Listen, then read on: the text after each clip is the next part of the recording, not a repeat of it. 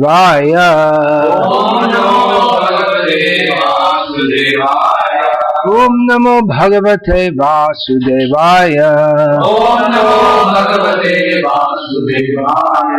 Om Namo Bhagavate Vasudevaya.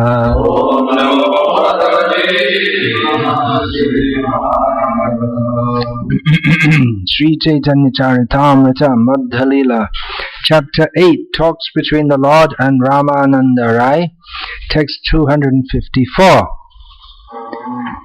Sarva Tyaji Jiber Kartabba Kaha Bash Braja Bhumi Vrindavan Jaha Lila Rasa Sarvataji Jibe Kartabba Kaha Bash Braja Bhumi Vrindavana Jaha Lila Rash Sarvataji Jibe Kartabba Kaha Bash Braja Bhumi Vrindavana Jaha Lila Rash Sarvataji Jive Kartabba Kaha Bash Braja Bhumi Vrindavana Jaha Lila Rash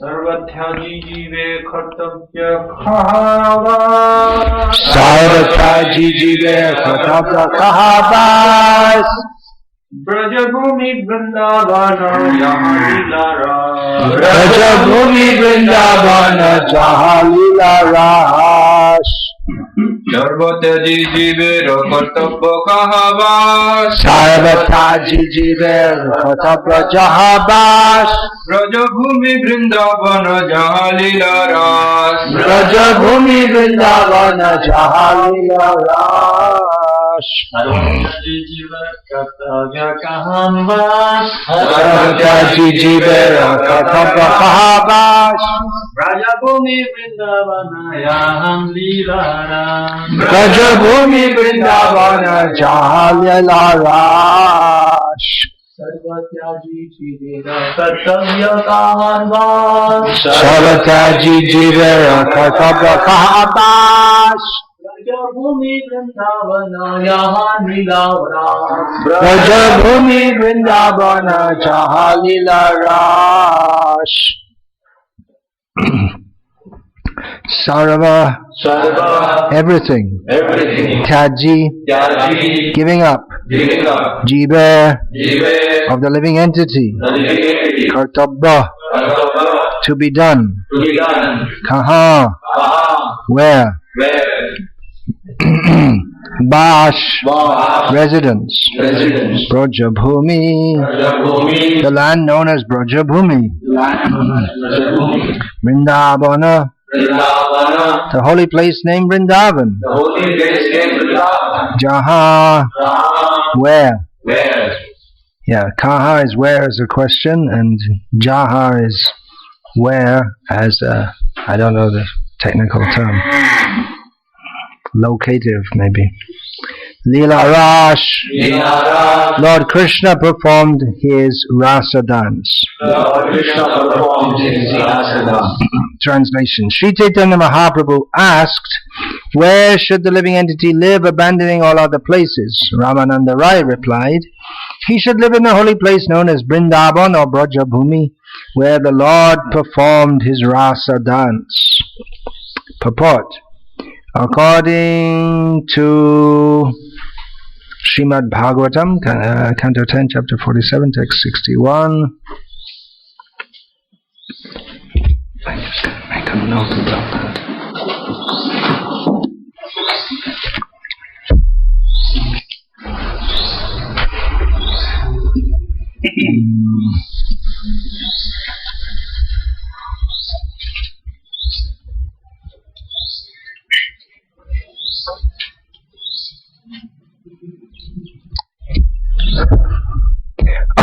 Samaho Charanarenu Jushamaham Syam Vrindavane Kimapi Guna Latoshadhanam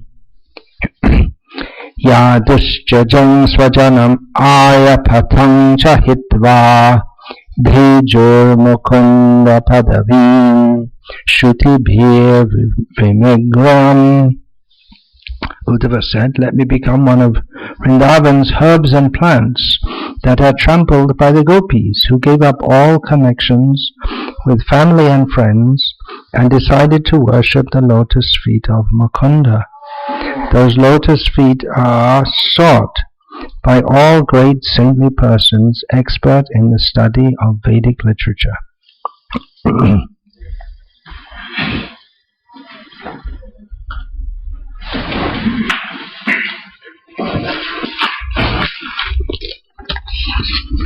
Om Jnanatimirandhasya Jnanandanashalakaya Chakshurunmilitam Yena Tasmai Shri Gurave Namah.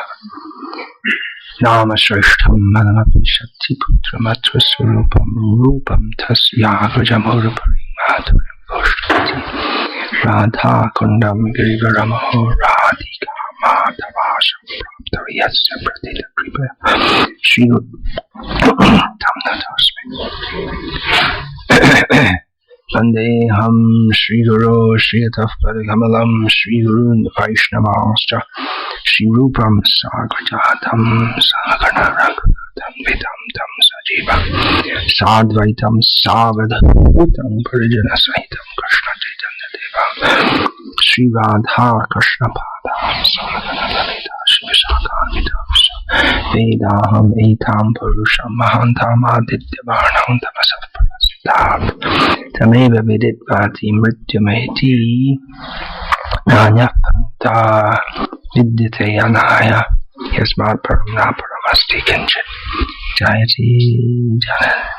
Jayati Jananivasa Devaki Janmavado Yadavara Parishad Swardhapir Asyan Adharmam Sthirachara Vrijana Kana Susmita Shri Mukhena Brajapura Vanitanam Vardhayan Kamadevam Baha Pidam Nata Bharavapu Karnayo Karnagaram Vembrasa Kanaka Kapisham Vaijayantim Jamalam Randran Vedar Adharasudayan Purayan Gopa Vrindaranyam Swapadaramanam Pravishat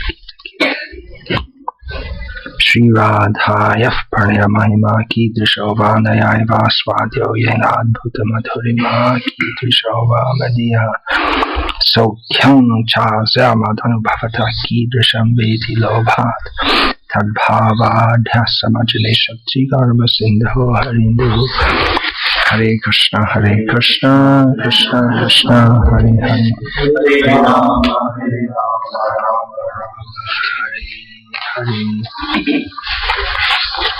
Continuing our discussion of the propriety of Krishna's Rasa Lila.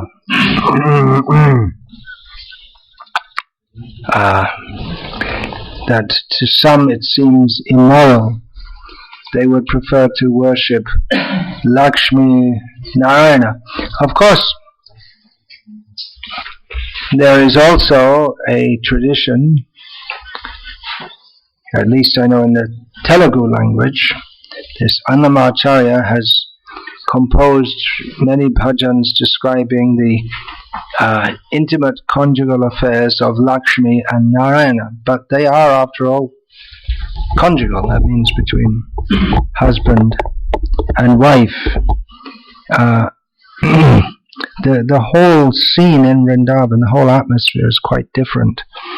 Of course, in Vaikuntha, the Lord is not only acting as a big boss, but he's very kind to all the devotees, and he has a friendly relationship with some of his servants, but it's always marked. That friendship is always qualified by the fact that Narayana is known to be supreme. So even though some of his servants, they're allowed to have a somewhat friendly relationship, there is maryada. Maryada, that word is often translated into English as etiquette, but it literally means a limit. You should know your limits. Don't go beyond your limits. Know your position. It's not all the same. It's not socialism. It's not egalitarian. There's one wife. She can be very close with him. No one else. It's not allowed. In Dwarka, it's closer still. Just in Tirupati, I was given the verse to speak on from the 11th canto of demigods approaching Krishna in Dwarka and joking with him. They can do so to some extent, and Krishna shows his respect in Dwarka to his parents, to his grandparents, to all the senior, his fathers-in-law, whichever ones may be there. But still, it's clear he is on top. He's the Supreme Lord. However, in Vrindavan, that situation is usually not there. In Vrindavan, people see Krishna as just like when Chaitanya Mahaprabhu was discussing with Vallabha Bhatta. Vallabha Bhatta, one time, they discussed many times, one time Vallabha Bhatta said that I have written about the names of Krishna, and Chaitanya Mahaprabhu said, I only accept two names, Shama Sundar and Yashoda Nanda. Of course there are so many other names, but in this particular instance, Chaitanya Mahaprabhu, he wanted to emphasize these Vrindavan names of Krishna. Of course, Krishna may also be known as Shama Sundar outside Vrindavan, but particularly in Vrindavan, his beauty is emphasized, and that the fact that he's the son of Mother Yashoda, the darling child. Krishna famously says, Ye yata mang prapadyante tangs tathaiva bhajamiham. Everyone as they approach me, I reciprocate with them accordingly. So how far does that go? Well, most people approach God with awe and reverence. That's the proper way to approach God. And therefore, they can worship him as Lakshmi Narayana, or if they have some special taste, they can worship him as Lakshmi Nrsimha, or Sitaram, or the various avatars, Varaha, Matsya.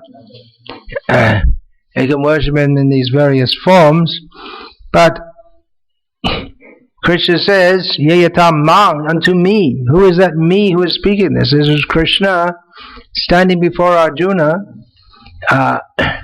who is the intimate friend of Krishna. So Arjuna would relate with Krishna as a friend. He would eat with him, pujaneshu, shayaneshu. He would lie on you could imagine they'd lie on the same bed together, maybe after taking their lunch, and then they may be joking with each other. Hey Yadava, oh Yadava, you're just a Yadava. We're Kurus. We're much superior to you. That consciousness there, making some joke like this. So Krishna reciprocates. He reciprocates with that. He doesn't send a thunderbolt and zap Arjuna and reduce him to ashes, but he accepts an inferior position to Yudhishthira Maharaj, a socially inferior position. And this intimacy that comes from treating Krishna as a person, not as God. This reaches its zenith in Vrindavan. So God is a person. If we accept that God is a person, is he God first or is he a person first? What does that mean? Because he's always God and he's always a person. So what does it mean? What's his identity? Well, it's something like this. the president of the country, is he the president first or he's a person first? Well, to most of the people of the country, his identity is as the president.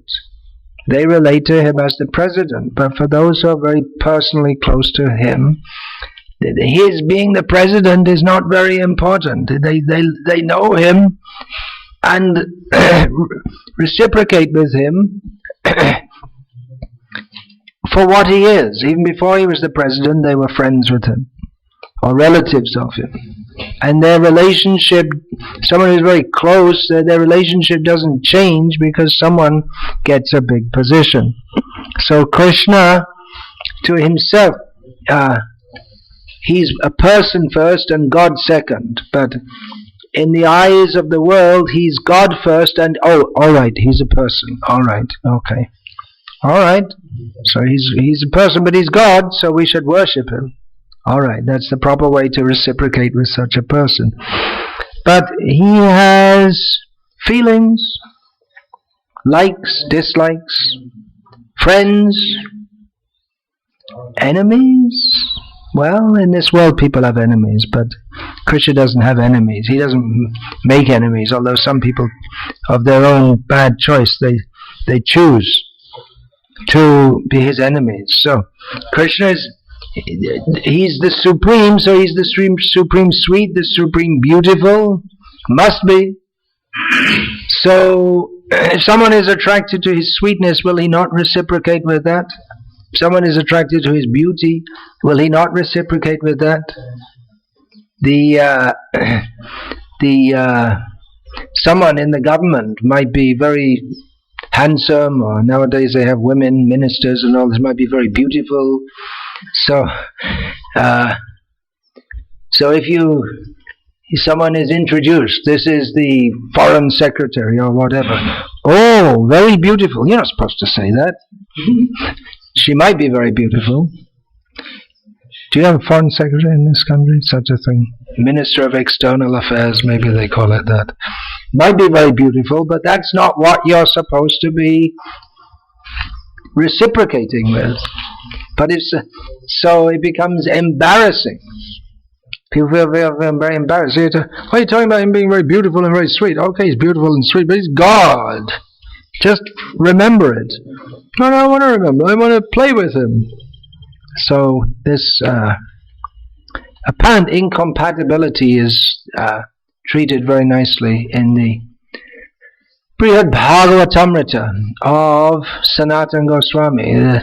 When Gokulam went to Vaikuntha, and it was embarrassing for the residents of Vaikuntha that he was so close, so desirous of an intimate relationship with Narayana.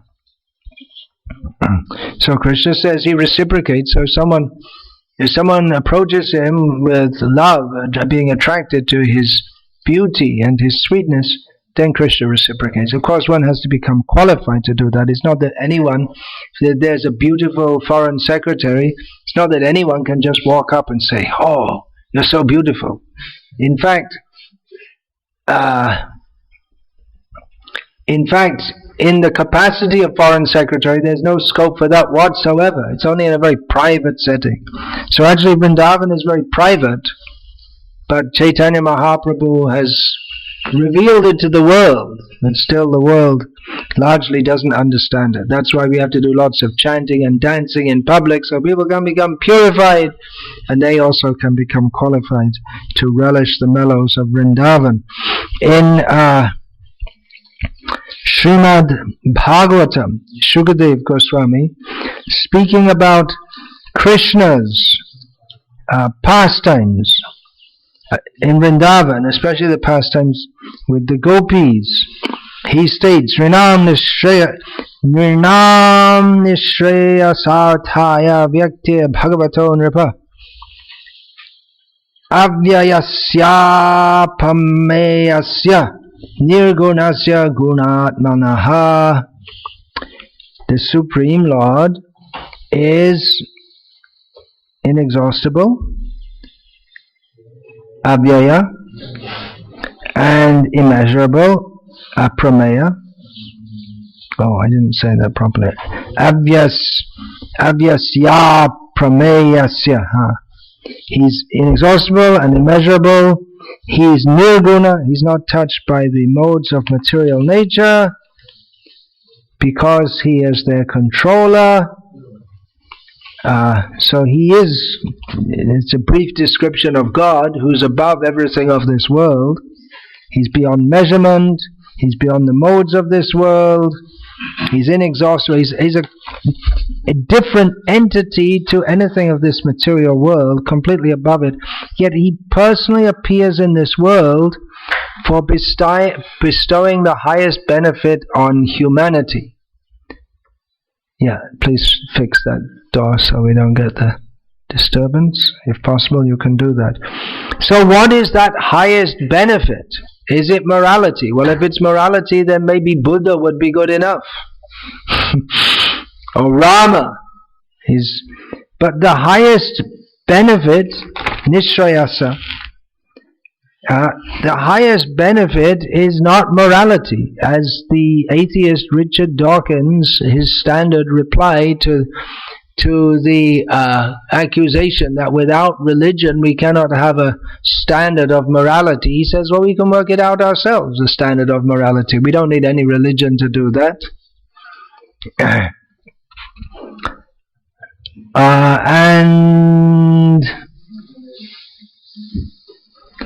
Well, that's arguable. It is arguable. I don't agree with that, but it is arguable. But what then is the highest benefit? Why does Krishna come? I mean, what's the need for him to come? He already came as Rama to show morality. And Buddhism is practically the basis for the common man is to lead a moral life, and that's already there in the Dharma Shastras. So what is the need for Krishna to come? Why does Shukadev say this just before the Gopi Lila, just before he starts describing, well, the Gopi Lila is there before describing the Rasa Lila? Why is that? When Krishna himself says that he comes, yada yada hi dharmasya glarne bhavati bharata abhutanam adharmasya tadatmanam srijamyaham. Whenever there's a decline in dharma, then Krishna comes and restores it. So why does Shukadev say this just before the Gopi Lila begins, which might appear to be immoral, it might be to be against the principles of dharma, but no, this is the highest dharma. Krishna comes to show the highest, purest, most intimate love of himself. He doesn't do that himself because he is himself, but he does that via his devotees. And later he comes as Chaitanya Mahaprabhu to do this. And after 12 years in Vrindavan, he left and then he went to Mathura and then to Dwarka and various places. And he lived, after marrying Rukmini and subsequently 16,107 other queens, he lived the life of an ideal moral grihastha. But in his Vrindavan Leela, he simply showed what is the bliss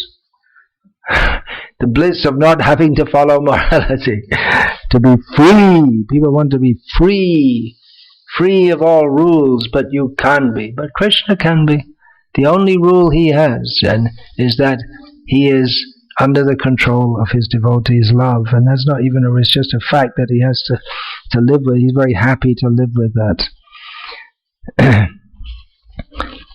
So then Shukadev goes on to discuss about the Rasa Lila. Yesterday we read that verse, how Krishna, the gopis, they were singing various songs about Krishna, and then Tasam Avyara Bhuj Shauri, then Shauri, the Krishna, he appeared in the midst of them, Pitambara Dhara Shragvi Sakshad Manmataha. He appeared dressed in yellow cloth, his typical yellow cloth, wearing a garland of forest flowers, directly the attractor he's the Manmata, or the one who churns the mind of Manmata, of Cupid. So the one who himself bewilders everyone, Krishna bewilders him. So that's how he appeared. And the scene is set up for the Rasa Lila. They're all there, they're all ready to dance, they all know what they came for, but, there is some discussion before that begins. Krishna is playing his flute in the forest, the gopis dropped whatever they were doing, some of them were boiling milk, some of them were feeding their family members, some of them were feeding the breast milk to their babies, some of them they were dressing up, they forgot what they were doing and they put their lower cloth on their upper body and their upper cloth on their lower body, and they all ran to Krishna, ignoring the protests of their husbands, fathers-in-law, brothers and other elderly family members. So Krishna, the first thing he spoke to the gopis was about morality, proper dharma. He said to them, "This night is quite frightening, and frightening creatures are lurking about. At night in the forest, it's very dangerous. There may be lions, tigers, bears, snakes, scorpions, all kinds of dangerous creatures. What to speak of ghosts, move around. At night, it can be." So as Krishna says, "This night is quite frightening, and frightening creatures are lurking about. Rakshasas, return to Raja." He told them, gave them a straightforward order, which they didn't follow. "This is not a proper place for women. Not finding you at home, your mothers, fathers, sons, brothers and husbands are certainly searching for you. Don't cause anxiety for your family members. Now you have seen this Vrindavan forest full of flowers and resplendent with the light of the full moon. You have seen the beauty of the trees with their leaves trembling in the gentle breeze coming from the Yamuna. Okay, now you came, you saw the forest, it's very nice, okay. You had a nice view of the forest. So now go back to the cowherd village. Don't delay. O chaste ladies, serve your husbands and children and calves." Then Krishna, having spoken on proper dharma or morality, changed the tune a little bit, well, quite considerably, and spoke on the platform of pure love, which was why the gopis had come to Krishna, not to see they hadn't come to see the forest, they'd come to see Krishna. So he spoke to them, "On the other hand, perhaps you have come here out of your great love for me, which has taken control of your hearts. This is of course quite commendable on your part, since all living entities possess natural affection for me. All right, so that's very good. You love me, you came to me. However," Krishna continues, going back to proper morality, "the highest religious duty for a woman is to sincerely serve her husband, behave well toward her husband's family, and take good care of her children. Women who desire a good destination in the next life should never abandon a husband who has not fallen from his religious standards. For a woman from a respectable family, petty adulterous affairs are always condemned. They bar her from heaven, ruin her reputation, and bring her difficulty and fear. Transcendental love for me arises by the devotional processes of hearing about me, seeing my deity form, meditating on me, and faithfully chanting my glories. The same result is not achieved by mere physical proximity, so please go back to your homes." In Krishna book, commenting on this, Srila Prabhupada says that Krishna's instruction to the gopis, it's actually true. What he says is not just he's saying this as a joke, that this is the proper behavior for a woman. But there is the notable exception in the case of the gopis. Otherwise, it's true. So the gopis, what are they going to do? Well, the wives of the brahmanas performing yagyas, they were in a very similar situation to the gopis. They said, we don't want to go back home, we'll just remain in the forest. And if you don't accept us, then we'll just remain as some vagabond women in the forest. We don't care, so we can have you. But Krishna said, no, better you go back. He said, okay, we'll go. But the gopis, they weren't going to have anything of it. They did the Savadhaman Parityaja Mamekam Sharanam Raja. This was their moment.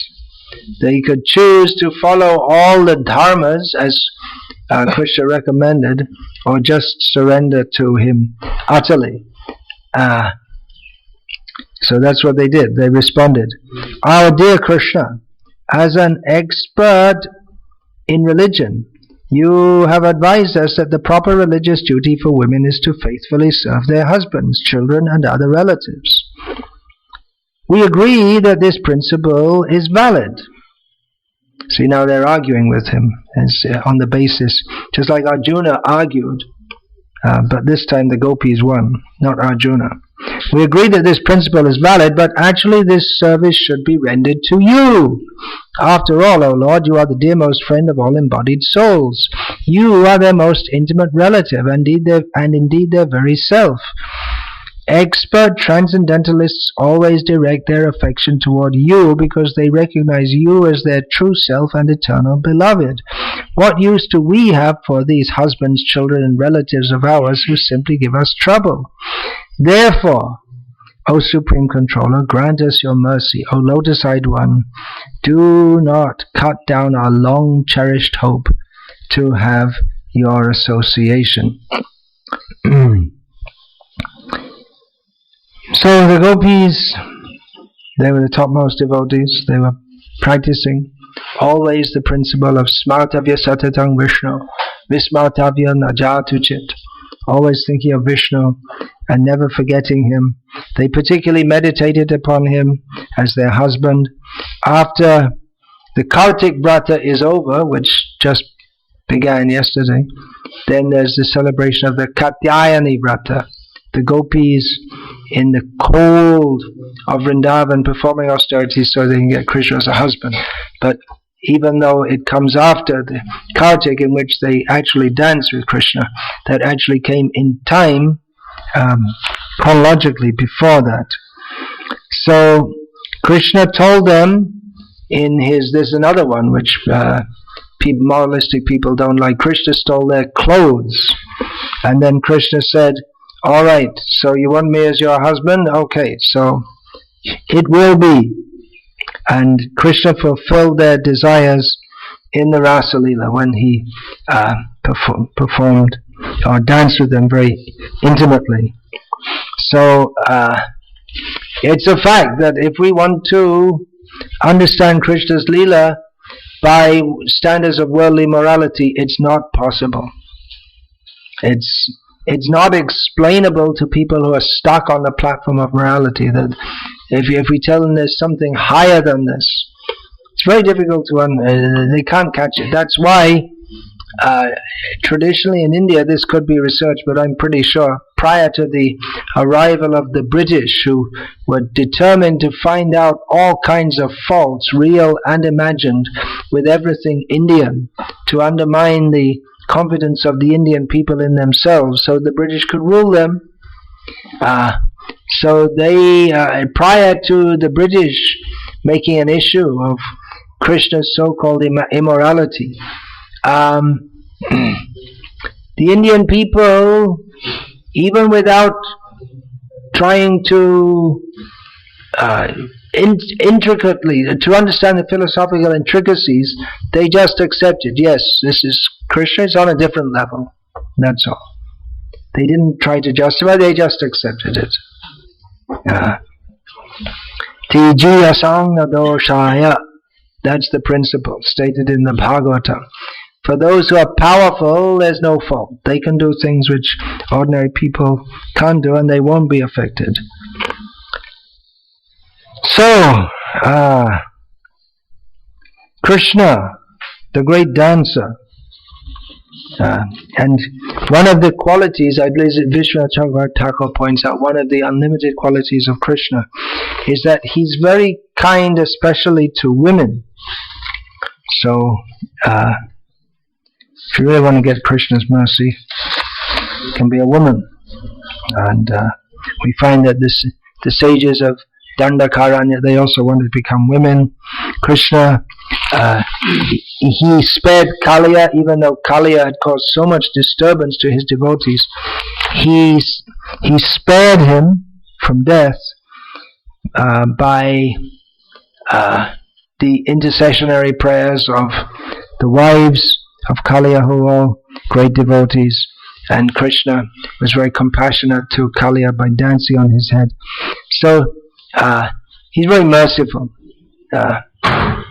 This Ras Lila should also be seen as a symbol of Krishna's mercy. Krishna comes to out of this world. He comes into this world. Sambhavami Atma Mayaya. He appears in this world out of his own Maya. Maya in this context can be understood to be his mercy. And we learned all about this, whatever we know about Krishna and Krishna's Ras Lila and everything about Krishna, we learned this by the mercy of Krishna, which was manifested as Krishna Kripa Srimurti, the very form of Krishna's mercy, the spiritual master of the universe, His Divine Grace Srila Prabhupada, who on arriving in America, seeing the situation and how it looks completely hopeless, how on earth can these people even begin to understand anything about Krishna consciousness? But he prayed that to Krishna. He made his poem on the dock in Boston, Massachusetts, USA. He, just on arrival, he said, he prayed to Krishna, "Oh Lord, I'm just like a puppet in your hands. So if you have brought me here to dance, then make me dance, make me dance. Na chao, na chao. Oh Lord, make me dance as you like." So Krishna's representative, Srila Prabhupada, he came to the Western countries and taught a religion of chanting and dancing. Of course, that's also there. There are the whirling dervishes, which are a branch of the, or type of, how are you going to translate? You know that? These dervish, that's the English word, comes from daravish. Daravish, that word comes up in Chaitanya Charitamrita when Sanatana Goswami is described looking like a daravish. So there's these Sufis. They go round and round and round and round again and again and again and again. They go with some music. It's not very Islamic according to Islamic purists. They probably get their head chopped off if they come in contact with these Islamic State people, but this must have predated Islam. They go round and round and round and round, and then the head starts spinning, and something happens up there. So dancing is there. In fact, the missionaries, the Protestant missionaries, went to Africa, and they converted people. But they didn't like. They converted them, but instead of going to the church and being very sober, they'd start singing and dancing, and they thought, well, that's not very good. You're supposed to be very solemn in church. But the African people, they naturally, when they think of religion, they think of singing and dancing, which seems like could be a good opportunity for spreading the Sankirtan movement there. So Srila Prabhupada describes about how we come to dance when the mind is purified, when the mind is absorbed in Krishna. He wrote in a purport in the 4th canto, There is an English proverb that says, the face is the index of the mind. If one is angry, his anger is immediately expressed in his face. Generally speaking. It's difficult. If someone's angry, it is possible to not show it. To try not to show it. But it may come out. Just like Brahma was angry and he tried to hold his anger in when the 4 Kumaras refused to marry, but it popped out in the form of Rudra. His anger came out. Similarly, other mental states are reflected by the actions of the gross body. In other words, the actions of the gross body are reactions of the mental condition. The mind's activities are thinking, feeling, and willing. The willing portion of the mind is manifest by the activities of the body. The conclusion is that by the activities of the body and senses, we can understand the condition of the mind. The condition of the mind is affected by past activities in the past body. When the mind is joined with a particular sense, it immediately becomes manifest in a certain way. For instance, when there is anger in the mind, the tongue vibrates so many maledictions.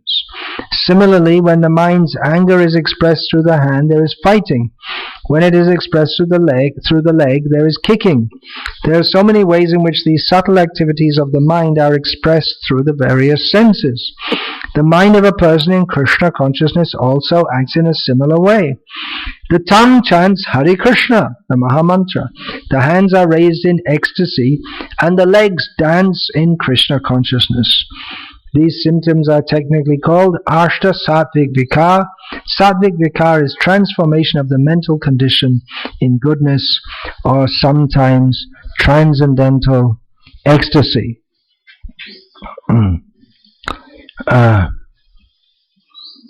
So we can... chanting means that we are calling to Krishna to engage in his service. And engage in his service means we assist him in what he likes to do, in what he wants. And what Krishna likes to do more than anything is to dance with his devotees. And Prabhupada said, when you chant Krishna, Hare Krishna, actually the fact Krishna is dancing on your tongue by sound vibration. So if we're actually chanting purely, then Krishna is dancing on our tongue. So there is ethics, there is morality, there are rules and regulations. We have to raise our consciousness, we have to come to a higher level by following strictly all the rules and regulations. Otherwise it's not that just, okay, let's all just dance and become gopis. It's not it's a very, very high level. We have to follow the process, step by step. But that step by step will eventually bring us to that platform. That's what it's meant for. It's not meant that we should always remain in the lower stage. And again, that doesn't mean that we should try to artificially, prematurely jump to the higher stage. But Bhakti Yoga is meant for purification, to allow us to come closer and closer and closer and closer to Krishna. As soon as we begin Bhakti Yoga, we start to become closer to Krishna. We're away from Krishna and we start to get linked with him. Yoga means linking. So in this Kali Yuga, Nama Sankirtan, glorification of the holy name, is the Yoga Dharma, the method of performing devotional service, and the Hare Krishna Mahamantra especially. And it's part of the process to dance. Now, we may not feel like it all the time, but Srila Prabhupada always encouraged his disciples to dance. Even in Bombay, some of the devotees, it was very difficult in the early days, and some of the devotees, they'd have to go early in the morning into Bombay to try to meet some officer to get some signature so they could, to authorize them to do some work, and sometimes they'd have to go day after day waiting outside his office. He'd say, come tomorrow, and they would just get discouraged, and they would come back all tired, and they'd take a bath and stand in the kirtan and look worn out. And Prabhupada, there's one instance where he told the devotee, you should dance in the kirtan, even if you feel discouraged, you dance. So even as a kind of sadhana. we can dance. So Prabhupada's is Krishna's representative. He's inviting us on behalf of Krishna to dance, to join the devotees, all the devotees, in dancing with Krishna. Krishna, he loves to dance, and we do also. That is Jiva Swarupai Krishna Nityadas. We are eternal servants of Krishna. We are his part and parcels. He loves to dance. We do also. So dancing is the ultimate expression of the happiness which is natural in Krishna consciousness. It's a happy state.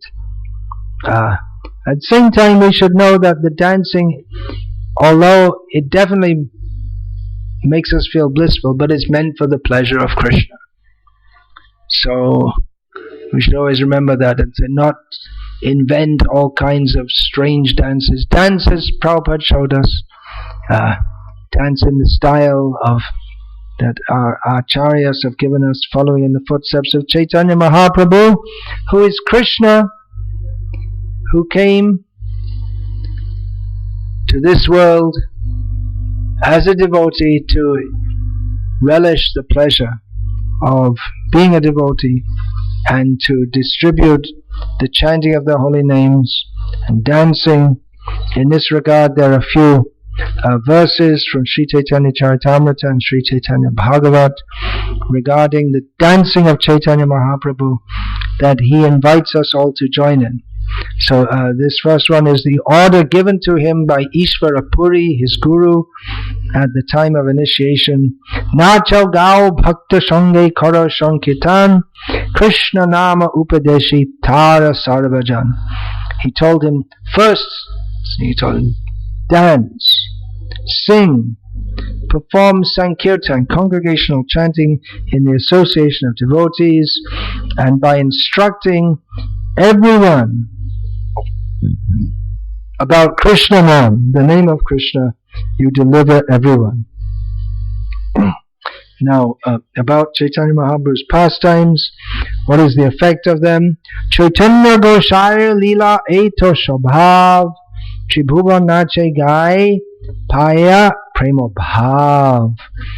It's the very nature of Chaitanya Mahaprabhu's pastimes that, being influenced by them, the whole universe dances, sings, and attains loving feelings for Krishna.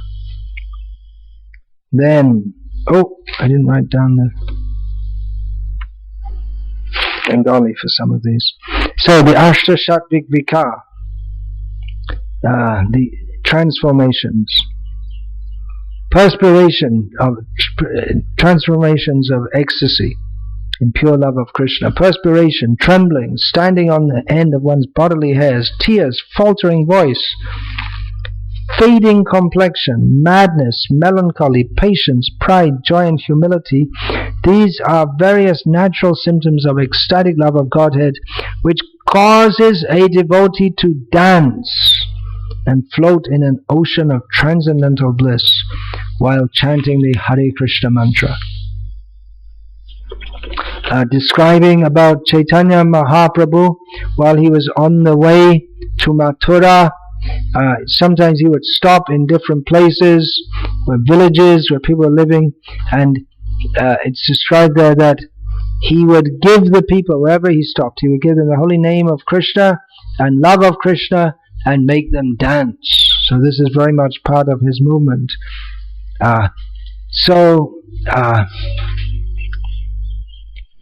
Krishna himself, why does he dance?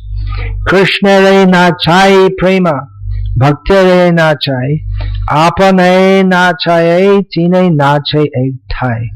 This is one of these less known but very beautiful verses of Chaitanya Charitamrita. Prem, love of Krishna, makes Krishna dance. He himself is dancing, being impelled by the bliss of love. And Prema makes the devotees also dance. So they're both under the control of and Prem also dances. And so the three of them all dance together. So Krishna is inviting us to join his eternal dance. If we don't dance with Krishna, then we have to dance as the puppet of some master in this material world. Then we have to dance in 84 lakh species of life. But that's not a very pleasurable dance. So we have the choice. We can stand aloof or we can join in. We can keep our distance from Krishna. No, I don't dance. No, I'll be very good and moral and not dance. But then we miss the whole purpose of life. And Ashadadhana Purusha Dharmasyasya Parantapa Aprapya Mal Nivartante Mrityu Sangsara Vartmani. If we don't have faith in this, then we fall again into the repeated process of birth and death. So here we are, we're in this material world, we're in doubt, anxiety, confusion, suffering in so many ways. And Krishna, he doesn't just liberate us. People often ask us, oh, you're doing bhakti, so you'll get moksha. They think you're doing, but Krishna is not just okay, folks, you're suffering. All right, I'll deliver you. He doesn't just deliver us from suffering. He offers to us to come and join him in the highest blissful ecstasy of chanting and dancing eternally with him in the spiritual world. So it's up to us. We're suffering on and on and on and on, birth after birth after birth after again and again and again. Now's the chance. Dance while you can in this life, and then you can go to dance with Krishna eternally. While you have strength in your body, go on dancing. There comes a time in everyone's life when the body becomes just too old and it doesn't dance. Of course, you can dance mentally, but as long as you can, as long as the body has strength and life, dance for Krishna and then go to the spiritual world and dance with him there also. Okay. Hare Krishna. Any question or comment about this, please? Yeah. You said that place to all gopis gets attracted. All the gopis become attracted, yeah. So at the same time, Gopas would also hear that. The gopis would also hear that. Well, maybe they didn't. They're all fast asleep after being in the forest all day with Krishna. Remember that. You see, you're trying to be very applying all the rules of physics and biology, but it doesn't apply in Krishna's pastimes. It all works under Yoga Maya. She orchestrates it all herself. So those hear who are meant to hear.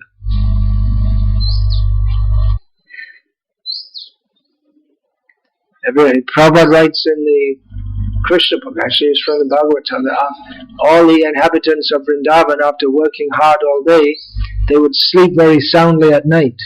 But the gopis, they didn't sleep because they're feeling such separation from Krishna. Those gopis, the elder gopis like Yashoda, they would sleep. So don't bring the laws of physics and biology and all this and try to understand Krishna Lila.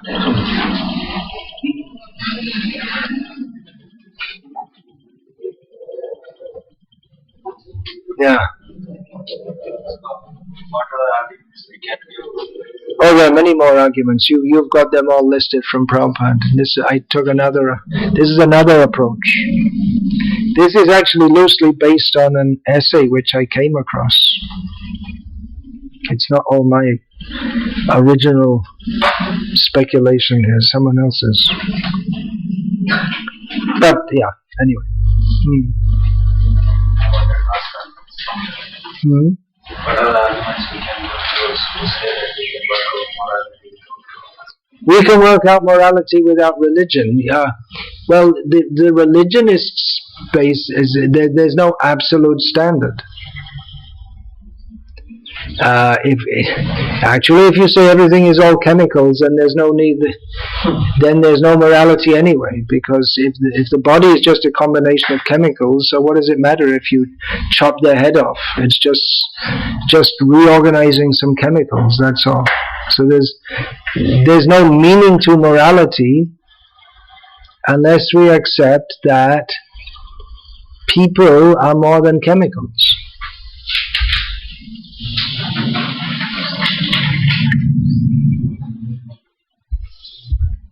But what happens is all these kind of different groups, they're arguing with each other. They'll film some discussion and then they'll edit it, so they won't show. They'll just show what part looks good for them.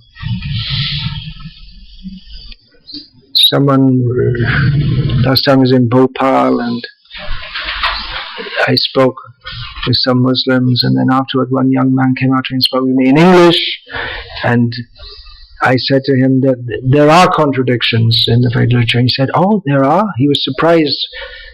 He was trying to show that there are contradictions. I said, "Yeah, there are." So he wanted to get the video recording of that, but probably he's just going to show it with that much and not any further explanation. Afterward I looked up, there are pretty obvious. There are going to be contradictions in the Quran also, apparent contradictions. Therefore there's a tradition to explain those contradictions, but they'll just take it, oh, there are contradictions. So like that. Honesty in debate is very rare. Even, I'm sorry to say, even in our ISKCON, people they don't try to understand this, they just take anyway. Hare Krishna. Yeah. I had understood surrender to be following instructions. Surrender means to follow instructions. Actually, the term, there are two words which are generally, there's Sharanagati, which means taking shelter, and Ashraya, which is a very similar word. And there's also Propriety, which means submitting oneself. There are other Atma Nivedana, which again means submitting oneself. So all these terms Srila Prabhupada has summarized in the English word surrender. Following instructions, that's what it means. But the essence of it is to completely give oneself for the benefit of the other. So that may require some intelligence. In many cases, you may not have a particular instruction to follow in a certain instance. Then you have to consider what is the essence of all the instructions, how to apply it in that situation. Sometimes one may break the rule, a lower rule, to fulfill a higher rule. As in the case of Govinda, the servant of Chaitanya Mahaprabhu, who had to walk over his body so that he could get in the room to massage him. So, you don't walk over the body of your guru. But he had to massage him, so he had to decide to break one rule or the other. So he walked over the body to massage his body. So what's the question? Surrender means following instructions. That's the first thing to be learned. And then as one becomes more understanding, then he learns also in which circumstances he can and should violate the letter of the law in order to fulfill the spirit of the law. That's what the gopis do.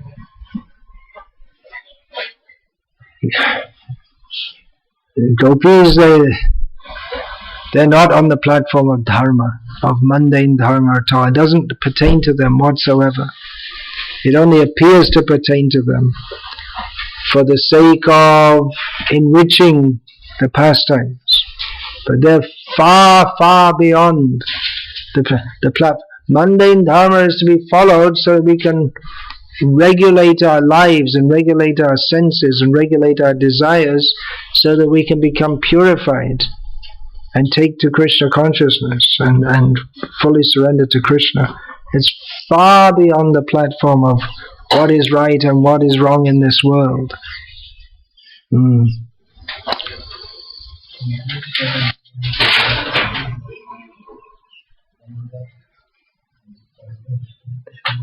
These things have to be understood very carefully.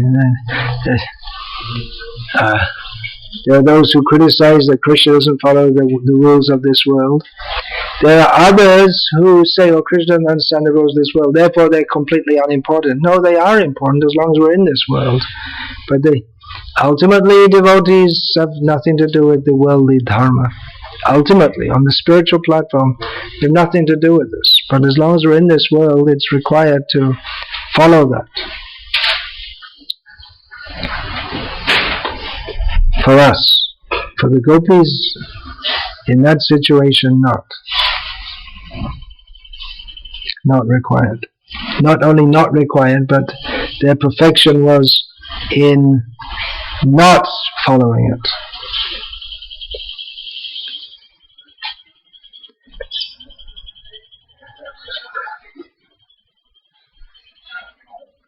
Hare Krishna. This word Arya applies to all the Vedic followers or only Vijas? Aryapata. The part of the Aryas. Well, in Vedic culture there are Brahmanas, Kshatriyas, Vaishyas and Shudras. And the Brahmanas, they're considered the Arya Shrestha. They're the pinnacle. They're the best. They're the model for everyone to aspire for. Not that one should imitate them. And Arya, that is generally applied to the caste, the three higher, especially to the Brahmanas. Also to the Kshatriyas, as we find in Bhagavad Gita. Vaishyas also. We find there's in South India somewhere, isn't it? There's the Arya Vaishya Samaj. Is it in South India? Where is that? Bangalore? Maybe spread all over, huh? All over India, is it? Mostly I've seen. They have their Kalyana Mandapams here and there.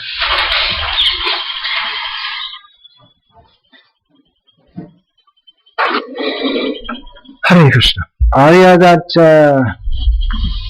definition is given there in Manu Samhita as the people who live in Brahmavarta, the land between the Yamuna and the Ganga.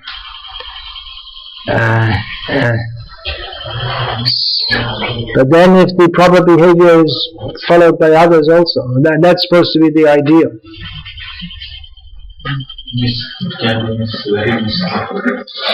Other things are given in the land where the Krishna Mriga are seen like this. It may have been at that time. Now between the Ganga and Yamuna is a very dangerous place actually, many of the places. But at that time it was considered to be the best place. Hare Krishna.